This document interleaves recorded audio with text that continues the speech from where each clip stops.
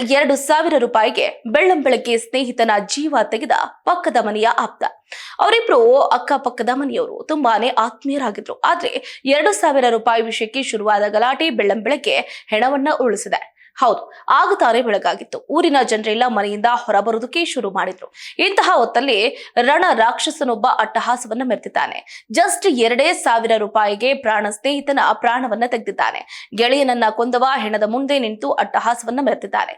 ಇನ್ನು ಈ ಘಟನೆ ಹಾವೇರಿ ತಾಲೂಕಿನ ಕಬ್ಬೂರು ಜನ ಅಕ್ಷರಶಃ ಬೆಚ್ಚಿ ಬೀಳುವಂತೆ ಮಾಡಿದ್ದು, ಬೆಳ್ಳಂಬೆಳಗ್ಗೆನೆ ಹರಿದ ರಕ್ತದ ಕುಳಿಗೆ ಊರಿನವರು ಕಂಗಾಲಾಗಿ ಹೋಗಿದ್ದಾರೆ. ಈತನ ಹೆಸರು ನಿಂಗಪ್ಪ ಚನ್ನಬಸಪ್ಪ ಅಂತ.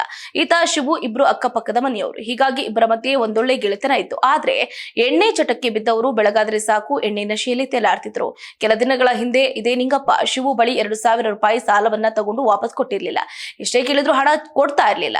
ಇದು ಇಬ್ಬರ ಮಧ್ಯೆ ಜಿದ್ದು ಬೆಳೆಯುವಂತೆ ಮಾಡಿತ್ತು. ಹಲವು ಬಾರಿ ಜಗಳ ಮಾಡ್ಕೊಂಡಿದ್ದಾಗ್ಲೂ ಊರಿನವರೇ ಬಿಡಿಸಿ ಕಳಿಸಿದ್ರು. ಆದ್ರೆ ನಿನ್ನೆ ಬೆಳಂಬೆಳಗ್ಗೆ ಶಿವು ಎಣ್ಣೆ ಏರಿಸಿಕೊಂಡು ಬಂದಿದ್ದ ನಿಂಗಪ್ಪನನ್ನ ನೋಡ್ತಾ ಇದ್ದಂತೆ ನಖಶಿಖಾಂತ ಉರಿದು ಹೋಗಿದ್ದಾನೆ.